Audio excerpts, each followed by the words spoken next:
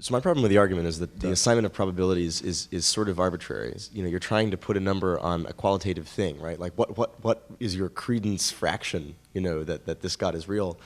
But the argument reinforces existing beliefs. So if you're not a reasonable agnostic, whatever that means, if you were raised to believe in one religion, you see this argument, you say, well, oh yeah, I mean, the probability that there's a Christian God is much greater than the probability that there's any other God because I already believe that, right?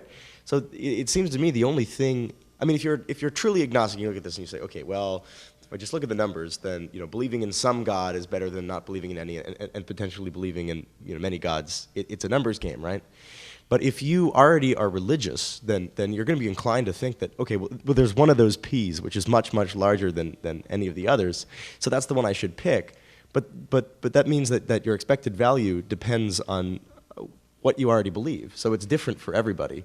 And the argument is not really particularly consistent and doesn't seem to hold a lot of water because of that. So what it says it's prudent for you to believe depends on where you start off with, what your conditional probabilities are to start off with. Yeah. And so if the Muslim starts off more confident that the Muslim God will take him or her to heaven than anybody else, then the Muslim should be believing wholeheartedly in the Muslim God.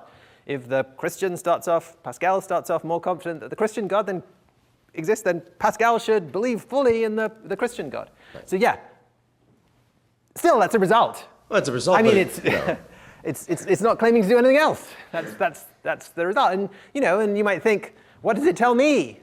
As long as I start off with some inclinations to think it's maybe a little bit more likely that one of these gods exists than the other, it seems to be telling you that you should believe wholeheartedly in that God. But for the argument to be convincing, we established that it should convince a reasonable agnostic, right? Yeah. And so by that sort of argument, it can't be convincing, at least to believe in a specific God, to someone who is by definition a reasonable agnostic.